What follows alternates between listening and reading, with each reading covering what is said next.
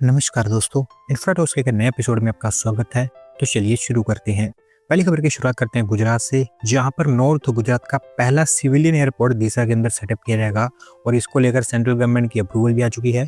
साथ साथ airport authority of India और इंडियन एयरफोर्स के बीच में एमओयू भी साइन हो गया है। तो दोस्तों, दिशा में आप जानते हैं कि फिलहाल एक एयरफोर्स स्टेशन ऑपरेशनल है, जहाँ पर एक एयर स्ट्रिप बनी हुई है। 3.3 किलोमीटर के आसपास उसकी लेंथ है, जो कि गुजरात के अंदर वन ऑफ द लॉन्गेस्ट मानी जाती है। इनफैक्ट सबसे लॉन्गेस्ट ही मानी जाती है। तो एयर शिप को लेकर तो यहाँ पर कोई काम करने की ज़रूरत है ही नहीं। सिर्फ यहाँ पर टर्मिनल बिल्डिंग और जो दूसरी एयर साइड फैसिलिटीज़ हैं वही बनाने की ज़रूरत है। इसी के चलते अब इसको एक सिविलियन मिलिट्री एयरपोर्ट में ट्रांसफॉर्म किया जाएगा। वैसे तो ये ओवरऑल 4500 एकड़ के एरिया में फैला है, लेकिन 100 एकर्स ऑफ लैंड यहाँ पर अप्रूव कर दी गई है टर्मिनल बिल्डिंग बनाने के लिए। और ओवरऑल एक बार जब ये बन जाता है तो आप कह सकते हैं कि बनसकांठा और उसके आसपास के डिस्ट्रिक्ट्स में पहली बार एयर कनेक्टिविटी पहुंच पाएगी। अगली दोस्तों अपडेट आईआईटी दिल्ली को लेकर है, जहां पर दोस्तों इसके पूरे कैंपस का रीडेवलपमेंट किया जाएगा अगले एक दशक के अंदर अंदर, और इसको लेकर ब्लूप्रिंट प्रिपरेशन स्टार्ट हो चुकी है। दोस्तों आईआईटी दिल्ली वैसे भी यहाँ पर कई सारी नई फैसिलिटीज बनाना चाहता है, और क्योंकि बहुत सारी यहाँ पर फैसिलिटीज पुरानी हो चुकी है तो उनको रीडेवलप करने की जरूरत भी है। तो इसी के चलते डिसाइड किया गया है कि सबको मिलाकर एक कॉम्प्रीहेंसिव ब्लूप्रिंट के थ्रू तैयार किया जाए, जहां पर बड़े स्केल पर इसका रीडेवलपमेंट किया जाएगा। और क्योंकि हाइट रेगुलेशंस भी रिवाइज कर दी गई हैं, तो इसके चलते 40 मीटर के आसपास की हाई राइज बिल्डिंग्स यहाँ पर बनाई जा सकती है। यानी कि अब इसको वर्टिकली रीडेवलप किया जाएगा। हॉस्टल्स, एकेडमिक ब्लॉक्स और रेजिडेंशियल फैसिलिटीज यहाँ पर जितनी भी है सारी की सारी रीडेवलप की जाएंगी। 2 नए हॉस्टल्स भी यहाँ पर बनाए जाएंगे, एक मैन और दूसरा वीमेन के लिए। 8,000 से लेकर 9,000 करोड़ की इसके आसपास यहाँ पर खर्च आएगा, और अगले 10 से 15 सालों के अंदर अंदर धीरे धीरे इसको तैयार किया जाएगा। अगली दोस्तों अपडेट उत्तर प्रदेश से है, जहाँ पर यूपी सरकार ने एक नया इनिशिएटिव अनवील किया है इंडस्ट्री और एम्प्लॉयमेंट को लेकर। और इसके अंतर्गत यूपी के हर एक डिस्ट्रिक्ट में सरदार वल्लभ भाई पटेल एम्प्लॉयमेंट और इंडस्ट्रियल जोन्स को सेटअप किया जाएगा। दोस्तों ये हर एक जोन 50 एकड़ के एरिया में फैला होगा, जहां पर प्लग एंड प्ले फैसिलिटीज बनाई जाएंगी इंडस्ट्री और स्किल डेवलपमेंट को लेकर। Common facility centres, testing and display facilities, tool rooms, ETPs, flatted factories, commercial areas, green spaces और ऑफिस इंफ्रास्ट्रक्चर यहाँ पर आपको बनता हुआ दिखाई देगा। हर एक जोन में एम्प्लॉयमेंट और स्किल डेवलपमेंट सेंटर भी तैयार किए जाएंगे, जहां पर ट्रेनिंग हॉल्स, कॉन्फ्रेंस रूम्स और एक्सटेंशन काउंटर्स होंगे, जिससे कि इंडस्ट्री और एम्प्लॉयमेंट दोनों एक दूसरे से लिंक हो जाएंगे। अगली दोस्तों अपडेट मध्य प्रदेश से है, जहां पर पशुपतिनाथ लॉ कॉरिडोर का पहला फेज तैयार हो गया है मंदसौर डिस्ट्रिक्ट के अंदर, और इसे मध्य प्रदेश के सीएम के द्वारा इनॉग्रेट भी किया गया है। दोस्तों पशुपतिनाथ टेम्पल आप कह सकते हैं कि मध्य प्रदेश का one of the oldest temple माना जाता है। 575 एडी के आसपास इसको बनाया गया था, जहां पर डेली बेसिस पर हजारों में लोग आते हैं। उज्जैन महाकाल कॉरिडोर के लाइंस पर ही यहाँ पर भी एक कॉरिडोर बनाया जा रहा है, जो फैला होगा 15 बीघा के एरिया में। अभी फिलहाल पहले फेज में रेडस्टोन कार्विंग्स और अयोध्या के लाइंस पर 4 बड़े एंट्रेंस गेट्स यहाँ पर तैयार किए गए हैं। इसके साथ साथ स्पेशियस वेटिंग एरिया, एक डेडिकेटेड फूड कोर्ट, एक guest house, open air theatre, सत्संग भवन, एक पॉन्ड और एक प्राइमरी मेडिकल एड रूम भी यहाँ पर सेटअप कर दिया गया है। 25 करोड़ रुपीस का इसके ऊपर ओवरऑल खर्चा आया है। अगली दोस्त अपडेट तमिलनाडु से है, जहाँ पर कावेरी रिवर फ्रंट के लिए 3G कॉर्पोरेशन को सरकार की अप्रूवल मिल चुकी है।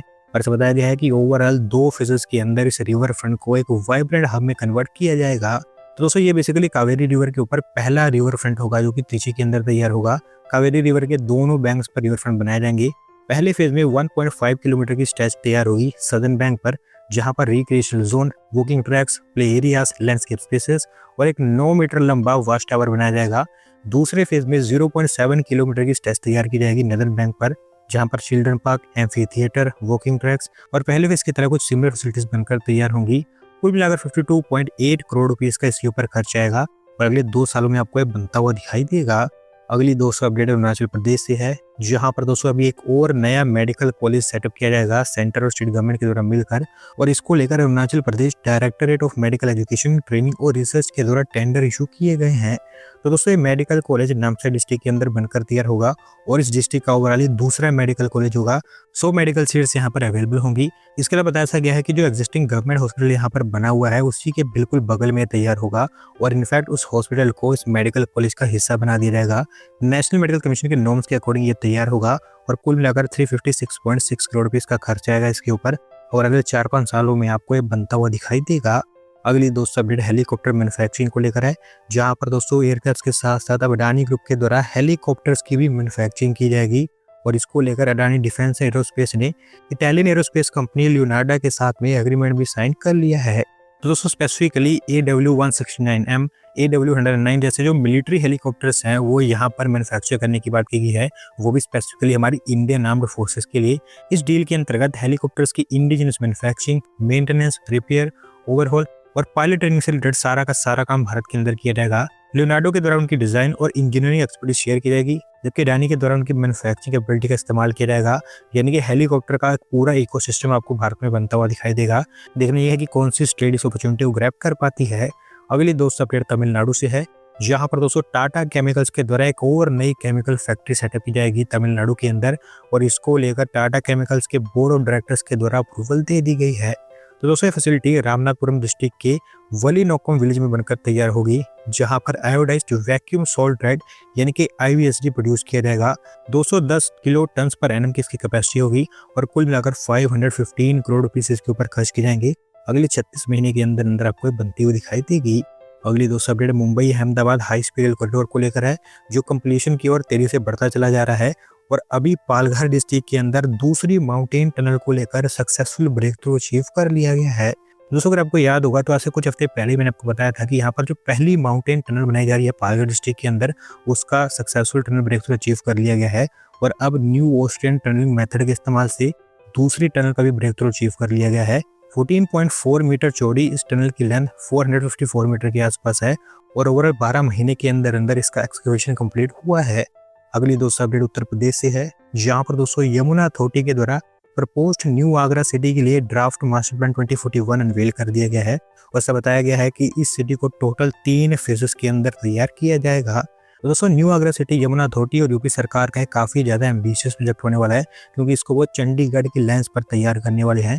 14,480 हेक्टेयर्स के एरिया में फैली होगी, जहां पर 1,878 हेक्टेयर्स के एरिया में रेजिडेंशियल जोन, 3,000 हेक्टेयर्स के एरिया में इंडस्ट्रियल जोन, 405 हेक्टेयर के एरिया में टूरिज्म जोन, बाकी ग्रीनरी और पार्क्स, ट्रांसपोर्ट और इंफ्रास्ट्रक्चर, कमर्शियल और मिक्स यूज के लिए भी डेडिकेटेड जोन्स तैयार किए जाएंगे।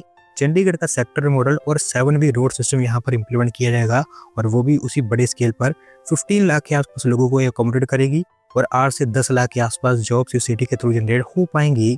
आज की दोस्तों आखिरी अपडेट केरला से है, जहां पर दोस्तों कोची इंटरनेशनल एयरपोर्ट पर एक नया एरो पार्क सेटअप किया जा रहा है कोची इंटरनेशनल एयरपोर्ट लिमिटेड के द्वारा। और ऐसा बताया गया है कि अगले कुछ ही दिनों के अंदर अंदर इसका पहला फेज केरला के CM के द्वारा इनॉग्रेट किया जाएगा। तो दोस्तों ये एरो पार्क ओवरऑल 36 एकर्स के एरिया में फैला होगा और एयरपोर्ट के बिल्कुल बगल में ही ये बनकर तैयार हो रहा है, जहां पर aviation related organisations, aircraft hangers, aircraft parking facilities, aviation training centres और टेक्निकल सपोर्ट यूनिट्स बनकर तैयार होनी है। फिलहाल पहले फेज में 48,000 स्क्वायर फीट के एरिया में एक बिजनेस सेंटर तैयार कर दिया गया है 23 करोड़ रुपीस खर्च करके। इसके अलावा 13 करोड़ रुपीस खर्च करके टेक्निकल सर्विस फैसिलिटी भी यहाँ पर तैयार कर दी गई है, जो अगले 2 दिन के अंदर अंदर ओपन हो जाएगी। केरला की पहली कवर्ड एयरक्राफ्ट पार्किंग फैसिलिटी भी यहाँ पर बनाई जा रही है 45 करोड़ रुपीस के साथ, और वो फिलहाल अंडर कंस्ट्रक्शन है, जो अगले कुछ महीनों के अंदर ओपन होगी। इसके अलावा अगले कुछ दिनों के अंदर अंदर एक under water rescue training centre का भी यहाँ पर कंस्ट्रक्शन स्टार्ट हो जाएगा। तो दोस्तों आज की वीडियो में बस इतना ही। अगर आप अपनी तरफ से अपडेट सबमिट करना चाहते हैं तो डिस्क्रिप्शन में दिए गए लिंक पर क्लिक करके सबमिट कर सकते हैं। और अगर आज की वीडियो पसंद आई हो तो वीडियो को लाइक करें, चैनल को सब्सक्राइब करें। धन्यवाद वीडियो को देखने के लिए।